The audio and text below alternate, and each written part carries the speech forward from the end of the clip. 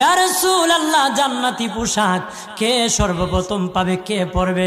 নবী বলেন, আয়েশা রে, জান্নাতি পোশাক সর্বপ্রথম আমি রাসূলুল্লাহ পাবো, কিন্তু আমি নবী সর্বপ্রথম পরব না। সর্বপ্রথম ইব্রাহিম খলিলুল্লাহকে জান্নাতি পোশাক পরানো হবে। কেন জানুনি? ইব্রাহিম নবীকে নমরুদের আগুনে যখন ফেলে দেওয়া হয়েছিল, দুনিয়ার সব ছেড়ে দিয়েছিল, বাড়ি ছেড়ে দিয়েছিল, সম্পদ ছেড়ে দিয়েছিল, মা বাবা ছেড়ে দিয়েছিল, এমনকি গায়ের জামা যখন খুলে নেয়, ইব্রাহিম কয়েক কাপড় ছেড়ে দিতে পারি, আমার আসমানের মালিককে ছেড়ে দিতে পারি না। ওই দিন আল্লাহ ইব্রাহিমের সাথে অঙ্গীকার করেছিল, ইব্রাহিম আজকে তোমাকে সকলের সামনে উলঙ্গ করে লজ্জায় ফেলে দিয়েছি ইব্রাহিম, তারপরে তুমি আমাকে ছাড়ো নাই।